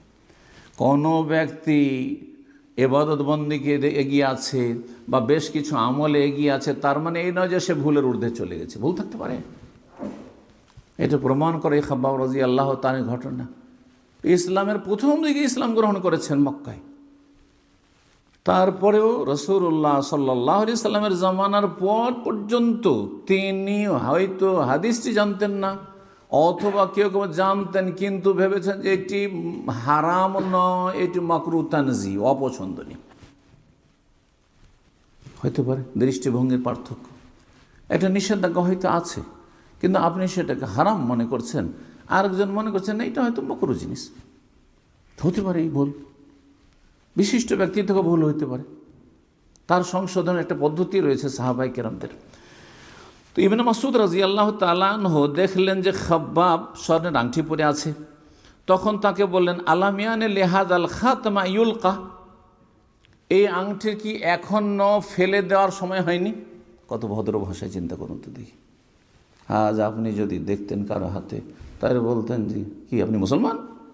হ্যাঁ, হাতে একটা চেন দেখছেন, অত গলা একটা চেন। আমাদের ইয়াং জেনারেশন আজকাল এই অনেক হয়ে গেলে করছে, আল্লাহ হেদায়েত করুক। কি বলছেন? বলছেন না যে আপনার সময় হয়নি, এ কথা বলছেন না, বা খাব্বাব তোমার সময় হয়নি। ইবনে মাসউদ খুব সিনিয়র সাহাবী, হ্যাঁ, ইবনে মাসউদ এত সিনিয়র সাহাবী এবং এত ঘনিষ্ঠ জন রাসূলুল্লাহ সাল্লাল্লাহু আলাইহি ওয়াসাল্লামের, যে তার সম্পর্কে বাইরে থেকে যারা আসতো মক্কায়, তারা বুঝতেই পারতো না যে এটা বাইরের মানুষ, মনে করতো যে রাসূলুল্লাহ সাল্লাল্লাহু আলাইহি ওয়াসাল্লামের ফ্যামিলির একজন মেম্বার। এত ঘনিষ্ঠতা ছিল রাসূলুল্লাহ সাল্লাল্লাহু আলাইহি ওয়াসাল্লামের সাথে। কি জন্য? যে দুখুলি আলী, কোনো পারমিশনে বাড়িতে ঢুকে গেলেন, বাইরের লোক হলে দাঁড়িয়ে থাকবে, অনুমতি চাইবে, কেউ আসবে, অত বাইরে থেকে কথা বলে বিদায় করে দিবে। অনেক সময় দেখা যেত তো ভিতরে গিয়ে রাসূলুল্লাহ কথা বলছেন, এতে বাইরের যারা আসতো ইসলাম গ্রহণের জন্য, অথবা নিউ মুসলিম হয়তো দূরে ইসলাম গ্রহণ করেছে, তারপর আসতো, ভাবতো যে ইবনে মাসউদ নবী সাল্লাল্লাহু আলাইহি ওয়াসাল্লামের একজন পরিবারের সদস্য। আব্দুল মাসউদ রাদিয়াল্লাহু তাআলা আনহুর আদব দেখেন, তাহলে সংশোধনের আদব, হ্যাঁ, আর সংশোধনকে করিয়ে দিলে সেটা গ্রহণের আদব সালাফে সালেহিনের, সাহাবায়ে কেরামদের। একটা ভালো কথা কেউ যদি বলে, আজকাল কিন্তু এত অহংকার কাজ করছে মুসলিম সমাজে অধিকাংশ লোকের মাঝে, যে একটা লোক ভালো কথা বলছে, যান আপনার কাজ করেন। আরে ভাই, আপনার হিতাকাঙ্ক্ষী বলছে, আপনাকে জাহান্নামের রাস্তা থেকে উদ্ধার করার জন্য চেষ্টা করছে, আপনাকে জান্নাতের পথে লাগাবার চেষ্টা করছে, আপনি ভালোভাবে সেটাকে কবুল করেন। আপনি কিন্তু না করে আপনি আরও, হ্যাঁ, রুক্ষ ভাষা ব্যবহার করছেন, আপনি খারাপ আচরণ করছেন আপনি। তো বলছেন, কি বলছেন? আলামিয়ানে লিহাযাল খাতাম, এই আংটিটির কি সময় হয়নি? এ কথা বলছেন না যে খাব্বাব তোমার এখনো সময় হয়নি সংশোধনে, খাব্বাব এখনো তুমি আংটিটা ফেলতে পারোনি। বলছেন এই আংটির কি সময় হয়নি এখনো তাকে নিক্ষেপ করার? ইনডাইরেক্ট কথা বলছে, যাতে করে সরাসরি আক্রমণ না হয়। খাব্বাব বলছেন, আমা ইন্নাকা লান তারাহু আলিয়া বাদা। দেখেন হক সত্য গ্রহণ কেমনভাবে, কিভাবে সাদরে গ্রহণ করছে, কি সহজে গ্রহণ করছে, জি, আর কি বিনয়ের সাথে, কি একেবারে সোজা হয়ে আত্মসমর্পণ করছেন, সারেন্ডার করছেন হকের সামনে। বলছেন শোনেন, ইবনে মাসউদকে বলছেন, শোনেন, আমা ভালো করে শোন, ইন্নাকা লান তারাহু আলাইয়া বাদাল, আজকের পরে এই আংটি জীবনে আমার হাতে দেখবেন না। আজকের পরে এই আংটি আমার হাতে জীবনেও দেখবেন না। আলকাহু, সাথে সাথে ফেলে দিলেন, ছুঁড়ে ফেলে দিলেন। বিক্রি করলেন, এ কথা বলা হয়নি। হ্যাঁ, নিয়ে গিয়ে মহিলাদের দিয়ে দিলেন, এ কথা বলা হয়নি। সুবহানাল্লাহ, এটা ঈমান। যখন হারাম জিনিস, আমি তো ভাবতাম যে এটা মকরুহ জিনিস, মকরুহ তানজি, কিন্তু এটা হারাম, তখন সাথে সাথে ফেলে দিলেন। জি, আলকাহু, সহিহ বুখারী 4040 নম্বর হাদিস।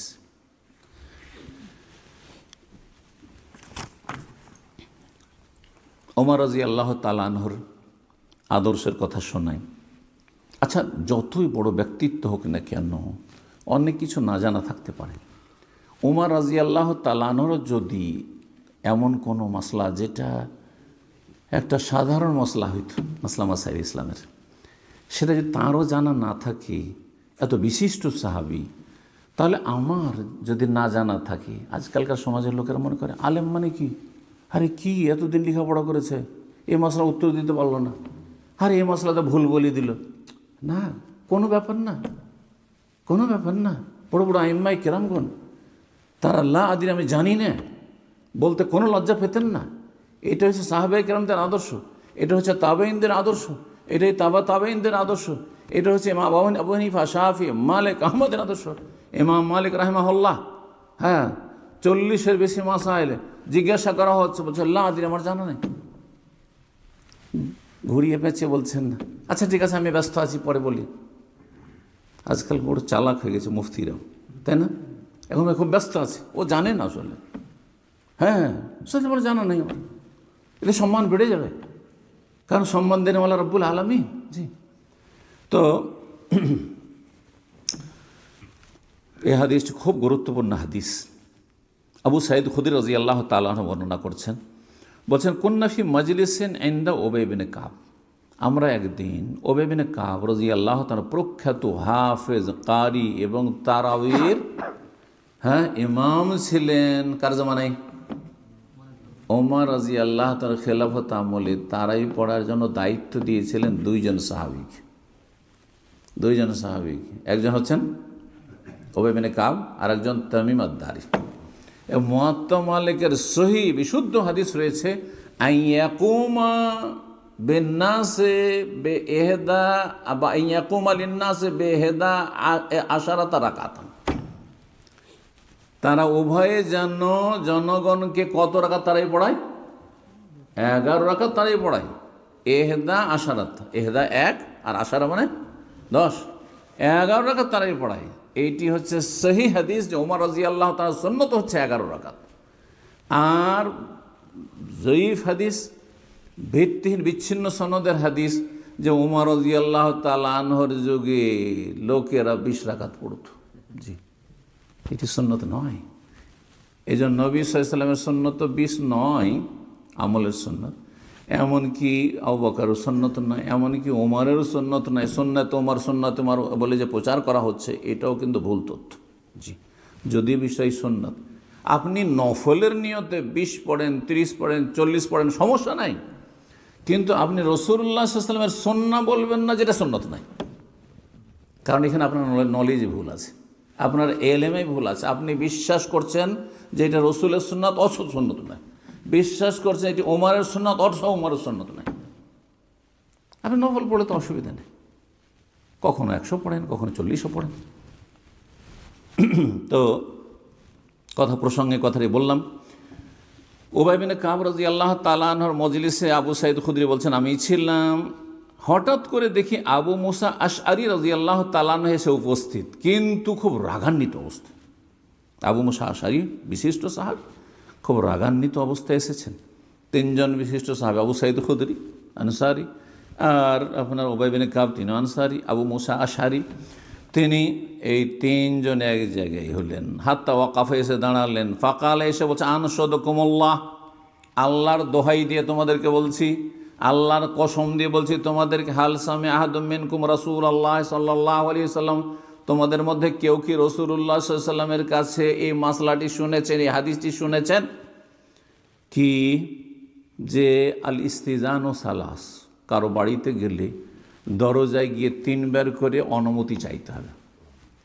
হুট করে ঢুকবেন না। আপনার বন্ধুর বাড়ি সেজন্য হুট করে ঢুকে গেলেন আপনি, আপনার ভাইয়ের বাড়ি ঢুকে পড়লেন, আপনার ভাবি নাই, হ্যাঁ, আর কেউ থাকতে পারে না, অথবা আপনার মাই আছে কিন্তু অচেতন অবস্থায়, হ্যাঁ, গায়ে হাতে কাপড় নিয়ে থাকতে পারে না। সুতরাং যার বাড়িতে যান, লা তাদখুলু বুয়ুতান গায়রা বুয়ুতিকুম হাত্তা তাস্তানিসু ওয়া তুসাল্লিমু আলা আহলিহা। আল্লাহ সূরা নূরে বলছেন, তোমরা নিজের বাড়ি ছাড়া, শুধু নিজের স্ত্রী আছে, নিজের বাড়ি ছাড়া অন্য বাড়িতে প্রবেশ করলে অতক্ষণ প্রবেশ করবে, লা তাদখুলু বুয়ুতান গায়রা বুয়ুতিকুম হাত্তা তাস্তানিসু, যতক্ষণ পর্যন্ত তাস্তাযিন, অনুমতি না নেবে এবং সালাম না দিবে।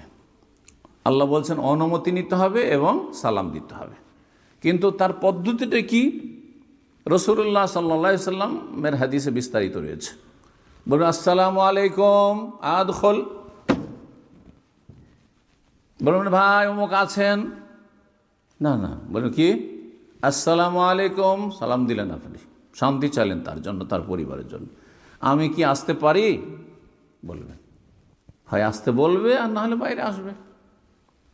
একবার বললেন একটু সময় দেন, আজকাল কলিং বেল হয়েছে, সুতরাং কী করবেন, আসসালামু আলাইকুম আর কলিং বেল দিয়ে দেন, ওইটা আদখল হয়ে গেল। ঢুকবো, আসতে পারি, কলিং বেল করছেন মানে হয়ে গেল।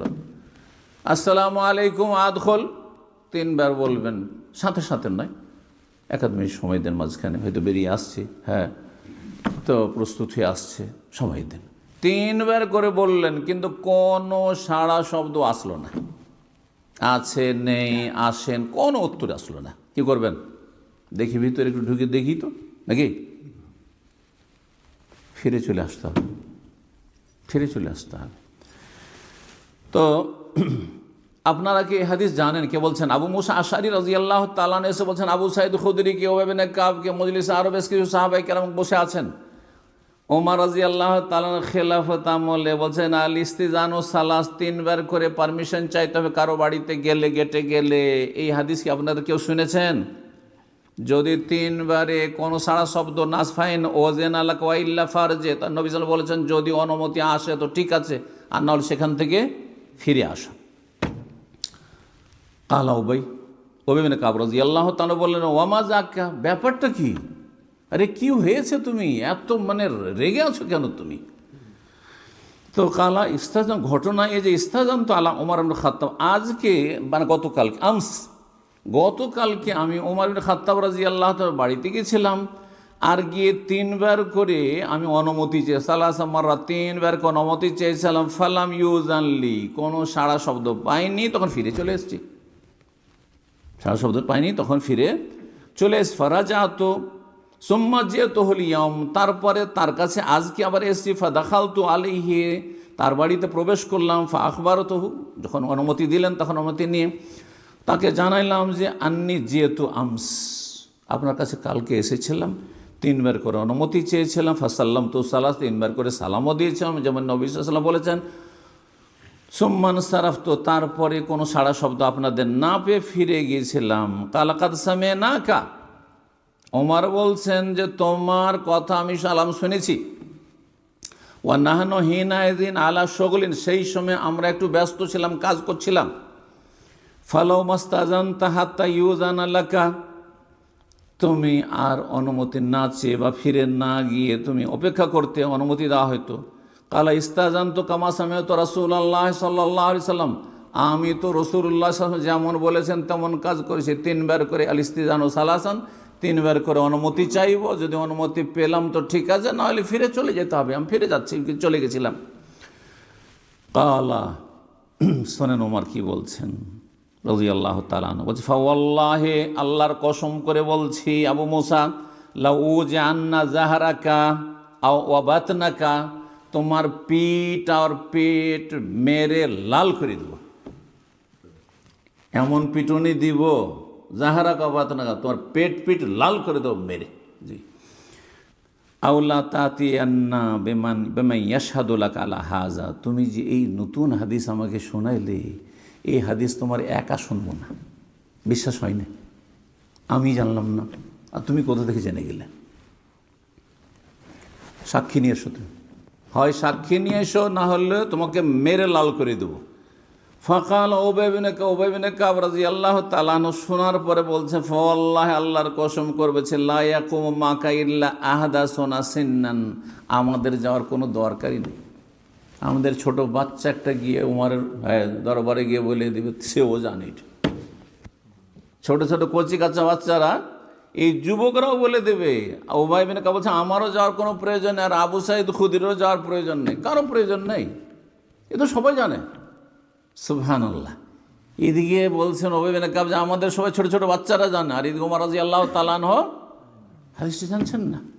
তাহলে হতে পারে একজন সাধারণ মানুষ আপনাদের একটা মাসলা জানছেন, আমি নাও জানতে পারি, আপনি এটাকে মনে করবেন না যে এটা তো বড় ত্রুটি হয়ে গেল, এ কেমন কথা হইল না। তারপরে বলছে, তখন আবু সাঈদ খুদরির বয়স কিন্তু বেশি ছিল না, আবু সাঈদ খুদরিও যুবক ছিল। তারপরে উবাই বিন কাব বললেন, কুমি আবা সাঈদ, আবু সাঈদ যাও, তুমি যাও।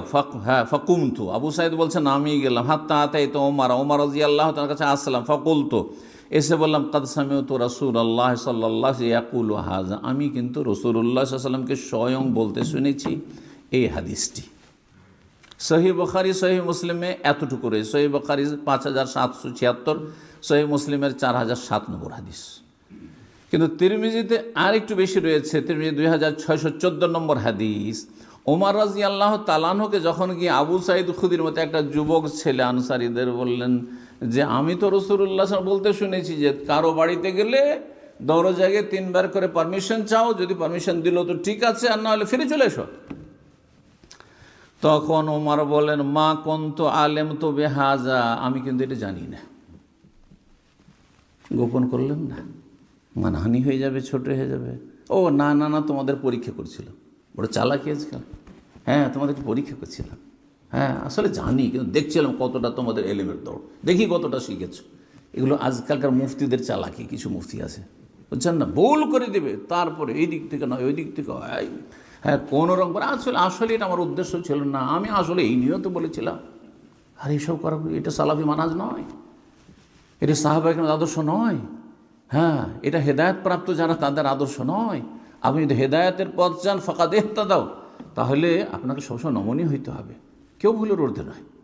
জি, এবং সংশোধনের ক্ষেত্রে জি আমাদেরকে সজাগ হইতে হবে। এই হাদিস থেকে অনেক কিছু শেখা যায়, তার মধ্যে একটি দিনের ক্ষেত্রে যে যা বলবে শুনে নেবে, এটাও চলবে না। কিন্তু আজকাল মানুষ সংশোধন করতে শিখেছে, ভুল ছিল অনেকে সংশোধন করছে। তো এতে হয়েছে কি, মানে অনেক সময় বাড়াবাড়ি হয়ে যাচ্ছে, অনেক সময় নিশ্চিত না হয়ে যে কোনো নতুন কথা শুনলেই মনে করে, আমাদের অনেকে সহি আকীদা মানা যায় নতুন নতুন এসেছে হয়তো, আর তারপরে আবেগী বেশি হয়ে গিয়ে নতুন কথা শুনলেই মনে করে এটাই ঠিক, হয়তো নতুন কথা শুনলেই মনে করে এইটাই ঠিক। কেউ যদি বলে দেয়, তার এলেম যতটাই থাকে না কেন, কিছু 2-4টা সহি কথা হয়তো বলতে পারে, আর তারপরে একটা কথাকে বললো না এটা ঠিক নয়, এটা ঠিক, এটা না একটা নতুন কথা নিয়ে আসলে, আরে কেউ বলতে পারেনি এতদিন পর্যন্ত, এটা হিরো না রে ভাই। ওটাও তদন্ত করেন, কারণ ওমর রাদিয়াল্লাহু তাআলা আদর্শ কী ছিল, নিশ্চিত হও, যাও বিষয়টি নতুন, তুমি একজন সাক্ষী নিয়ে এসো, নাহলে এটা মেনে নিতে পারি না। জি, এখান থেকে শিক্ষা পাওয়া যায়। দিনের ক্ষেত্রে নিশ্চিত হইতে হবে, যদি কোনো বিজ্ঞ আলেম বলে অথবা কোরআন এবং হাদিসের কোনো জায়গায় খুলে আপনাকে দেখে দিতে পারে, তাহলে তো আহলান ওয়া সাহলান।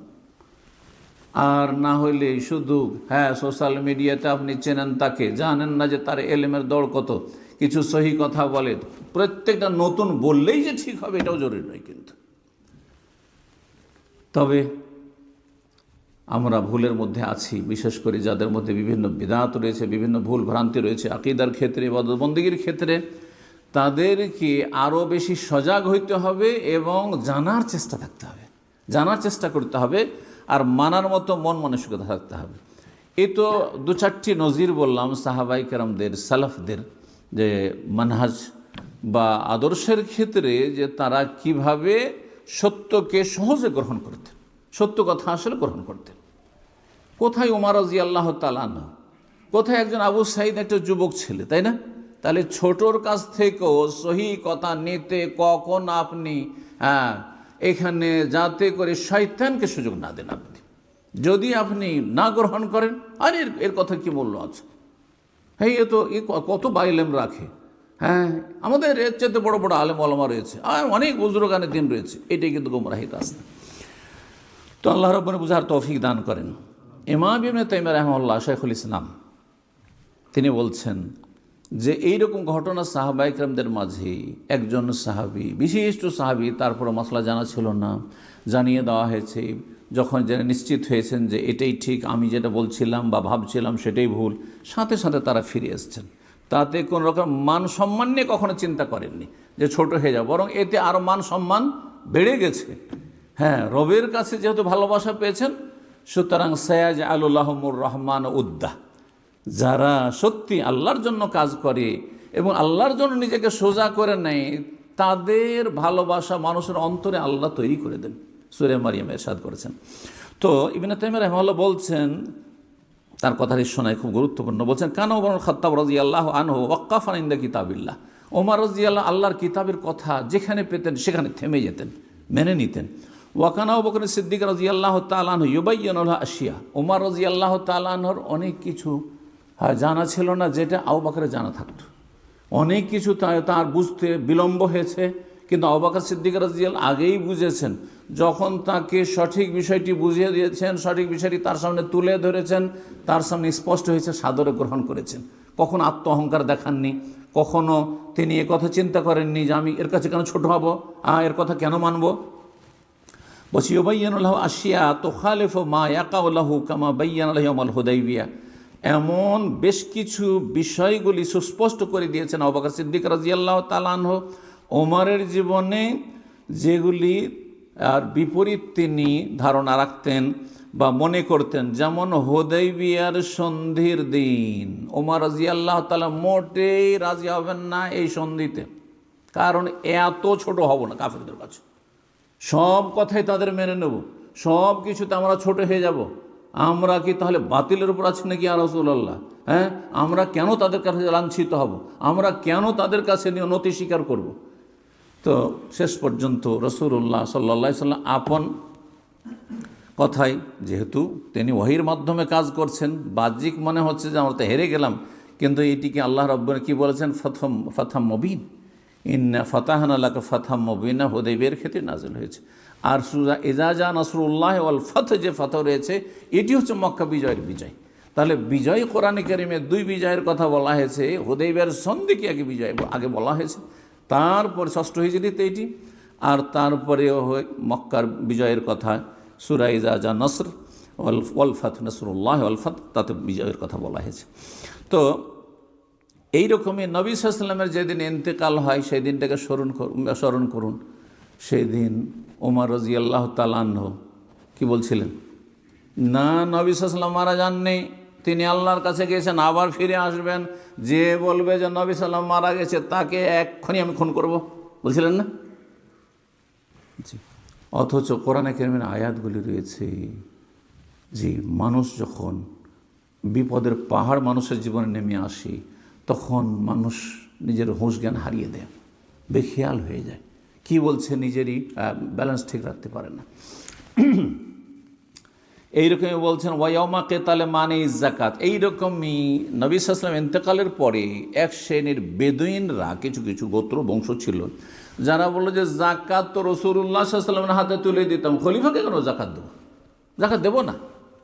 তাদের সংশয়, আল্লাহ কোরআনে এক বচন বলেছেন, নবীকে সম্বোধন করেছে, খুয মিন আমওয়ালিহিম সাদাকা, হে নবী এই মুসলিমদের ধন সম্পদ থেকে তুমি জাকাত গ্রহণ করো। আরে খলিফা আবু বকর জাকাত গ্রহণ করেওয়ালাকে, সে কেন জাকাত দিব, তাকে কেন জাকাত দেবো, আমাদের জাকাত দেবো না। নবী সাল্লাল্লাহু আলাইহি ওয়াসাল্লাম আমলে জাকাতের প্রয়োজন চলে জাকাত দিচ্ছি, আমরা নামাজ পড়বো, রোজা রাখবো, অমুক করবো, তমুক করবো, সব করবো, হজ করবো, উমরা করবো, কিন্তু আমরা জাকাত আর দেব না। সুবহানাল্লাহ, মুরতাদ হয়ে গেছিল এইভাবে। তখন আবু বকর সিদ্দিক রাদিয়াল্লাহু তাআলা আনহুকে আল্লাহ রাব্বুল আলামিন হকের ওপর এমনভাবে সুদৃঢ় প্রতিষ্ঠিত করলেন যে তিনি বদ্ধপরিকর জিহাদের বিরুদ্ধে জিহাদ ওই রকমই করতে হবে যেমন কাফের মুশরিকদের বিরুদ্ধে করেছে। লাউ কাতালান্না মান ফাররাকা বাইনা সলাত ওয়াজ যাকাত, যারা সলাত আর জাকাতে দুটোতে পার্থক্য করবে, যে সলাত পড়ব কিন্তু জাকাত দেব না, অবশ্যই তাদের বিরুদ্ধে অস্ত্র ধারণ করব, লড়াই করব।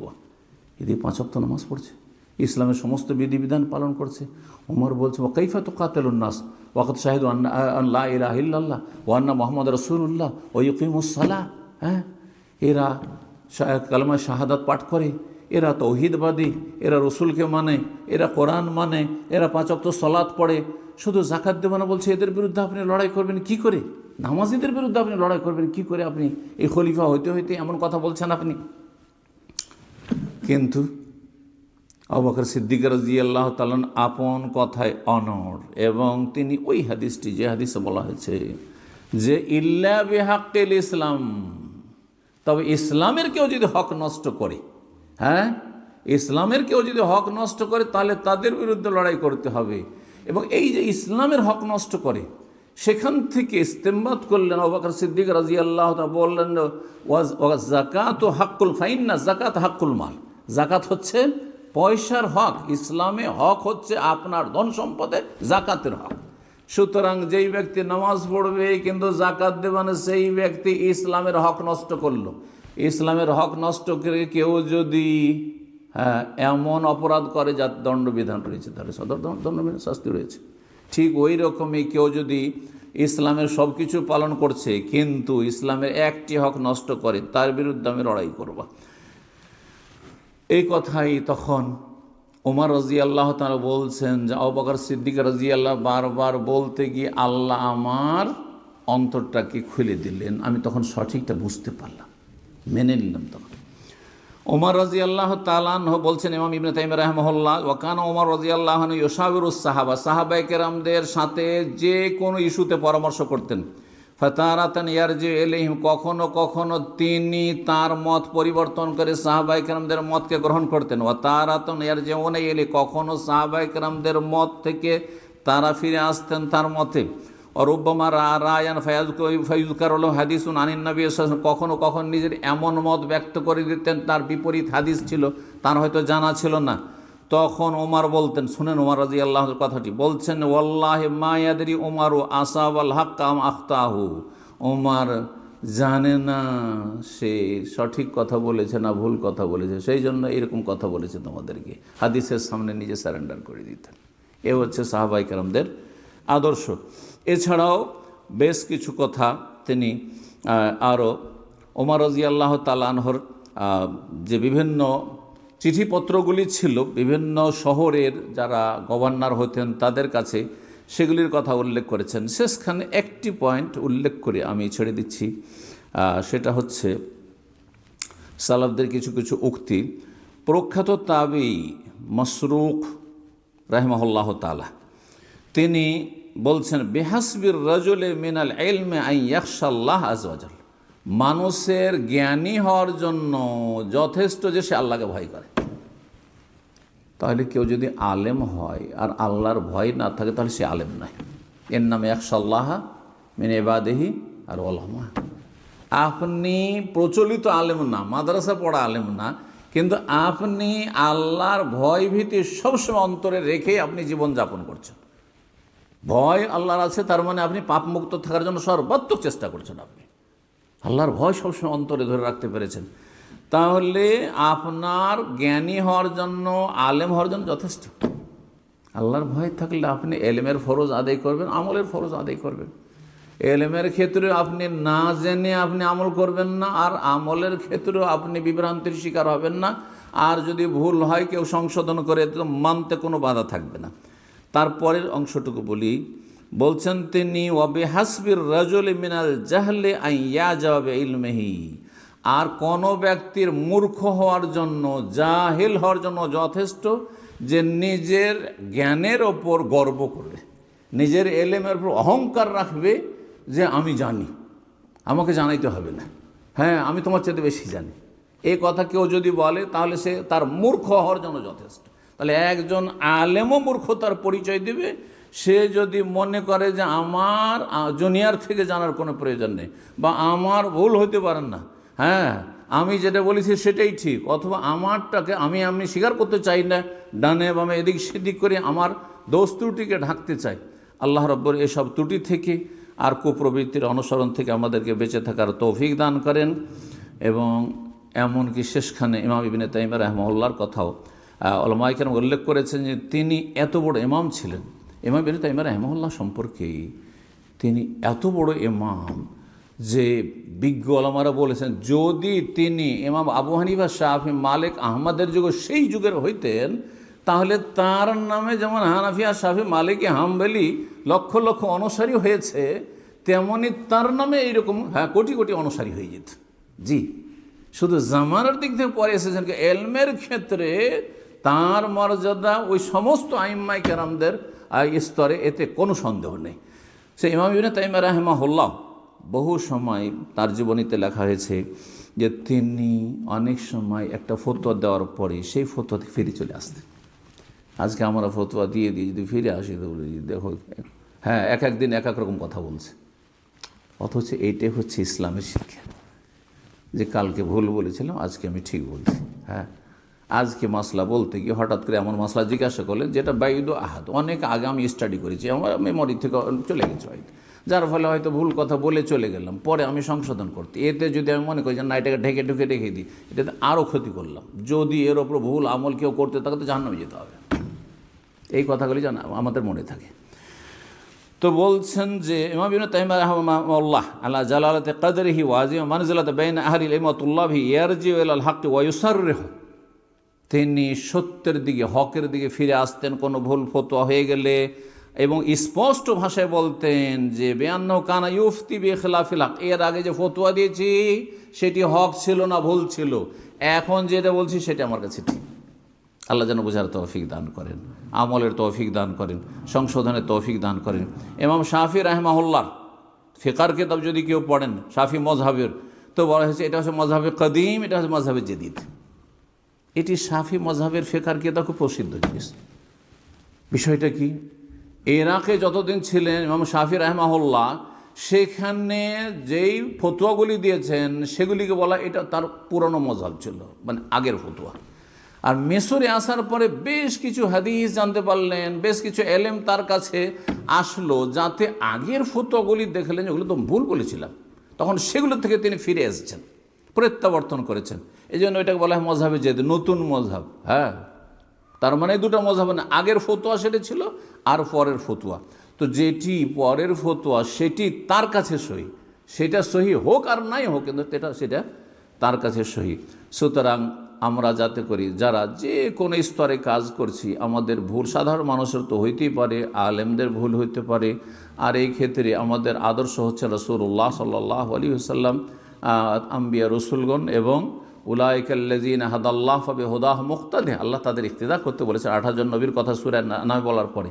আর তারপরে সাহাবায়ে কেরাম রাদিয়াল্লাহু তাআলা আজমাইন, তাবেইন, তাবা তাবেইন, আইম্মায়ে আরবা এবং আইম্মায়ে মুহাদ্দিসিন, তাদের আদর্শ এটাই ছিল যে ভুল হতেই পারে এবং ভুল হয়েছে তারা সংশোধন করেছেন, এবং সংশোধনে তারা নিজেকে কখনো এটা মনে করেন যে আমার মানহানি হয়ে যাবে, তা আমি ছোট হয়ে যাব, অপদস্থ হব না, কখনো না, বরং আল্লাহ ইজ্জত বাড়িয়ে দেবেন। আল্লাহ রাব্বুল আমাদের দিন দুনিয়া যেন ভালো করেন। যেসব ভাই বোনেরা আজকে এখানে শরীক হয়েছেন, আল্লাহ তাদের উত্তম প্রতিদান দান করেন এবং দিন দুনিয়ার সার্বিক কল্যাণ, রহমত, বরকত দান করেন। বালা মুসিবত থেকে, ফিতনা ফাসাদ থেকে আল্লাহ হেফাজতে রাখেন। আপনাদের ছেলে মেয়েদেরকে এই প্রতিকূল অবস্থায়, যেখানে পরিবেশ দূষিত পরিবেশ, সেখানে আল্লাহ ফিতনা থেকে বাঁচিয়ে রাখার তৌফিক দান করেন। ঈমান, আমল, সহি আকীদা, মানহাজ এবং আল্লাহ রাব্বুল ইবাদত বন্দেগীর সাথে রাখার তৌফিক দান করেন। মসজিদের সাথে সম্পৃক্ত হয়ে থাকার তৌফিক দান করেন এবং ছেলে মেয়েদেরকে মসজিদমুখী করে রাখবেন, তাতে আপনি ধরে রাখতে পারবেন। আল্লাহ রাব্বুল যেন আপনাদের সকলকে তৌফিক দান করেন এবং এই মসজিদ ভিত্তিক আপনার শিক্ষার ব্যবস্থা করবেন, যেখান থেকে ছেলেমেয়েরা শিখে ইনশাআল্লাহ তাআলা আপনার এই আদর্শকে ধরে রাখবে। আল্লাহ যেন তৌফিক দান করে। জাযাকুমুল্লাহু খাইরান। সুবহানা রাব্বিকা রাব্বিল ইজ্জাতি আম্মা ইয়াসিফুন ওয়া সালামুল মুরসালিন ওয়ালহামদুলিল্লাহি রাব্বিল আলামিন।